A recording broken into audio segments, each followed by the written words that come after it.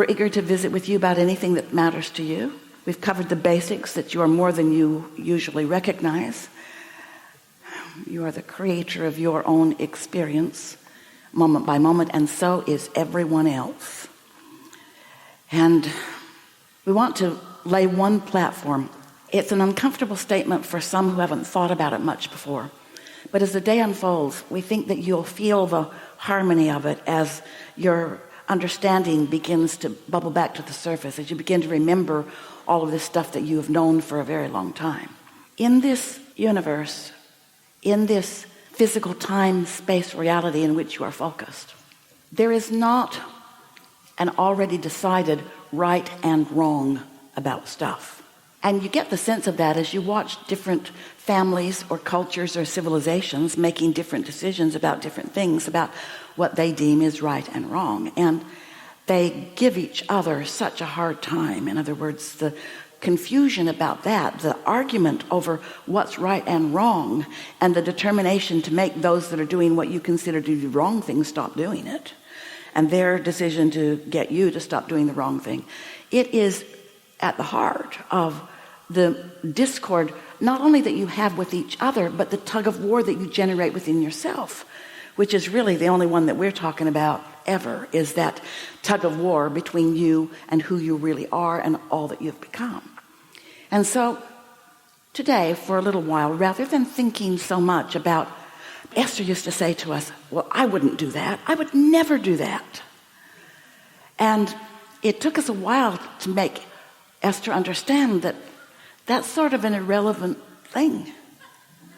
Just because she would never do that does not mean that she gets to stand in that place of, I'm right about this, because, that place will bite you.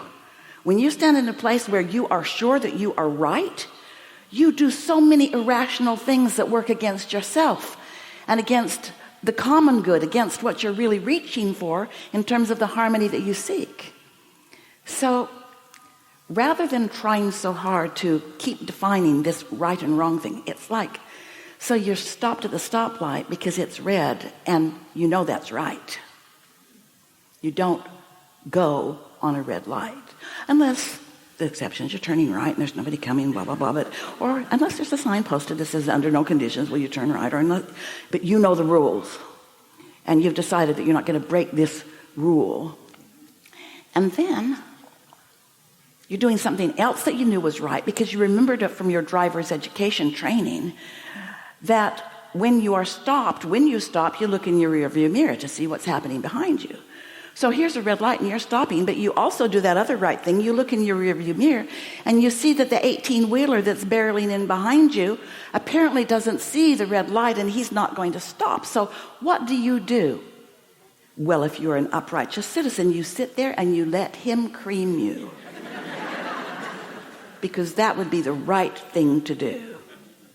Or do you follow the path of least resistance? Do you use your own ability to evaluate, and do you allow this broader perspective being that is really you feed you the impulse to always keep you going with the flow, with the well-being that you seek and with the love and kindness that you are?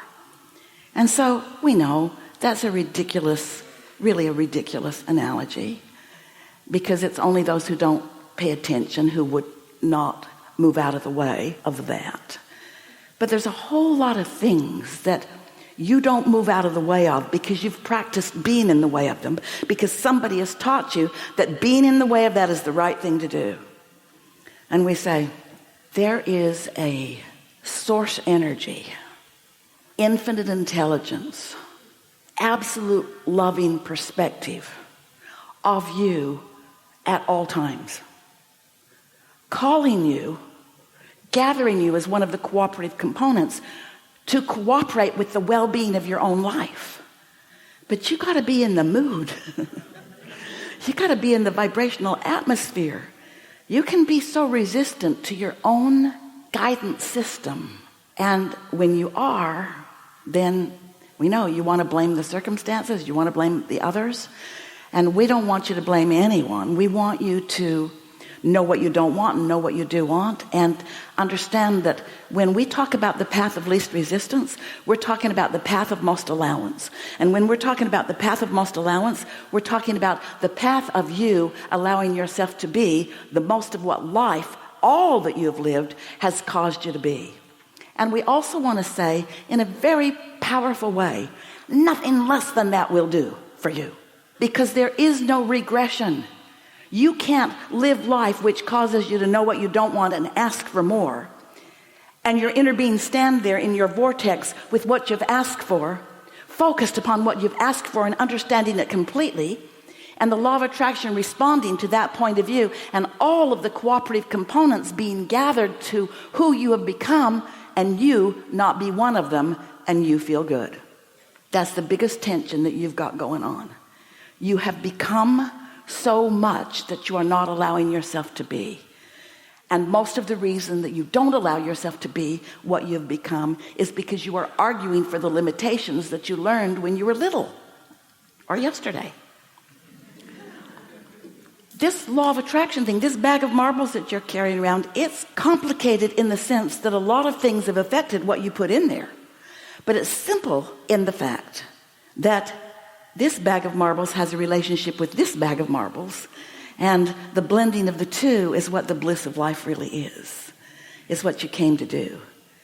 You said, I'll go, I'll live, I'll figure it out, and I'll align with the whole of who I am. And I will be a powerful caller together of things that feel good for anybody that's in the vicinity. But not one of you said, I'll go out there and I'll sniff it out.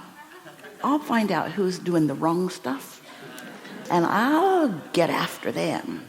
And I'll clean this mess up by making them stop doing that stuff that is wrong.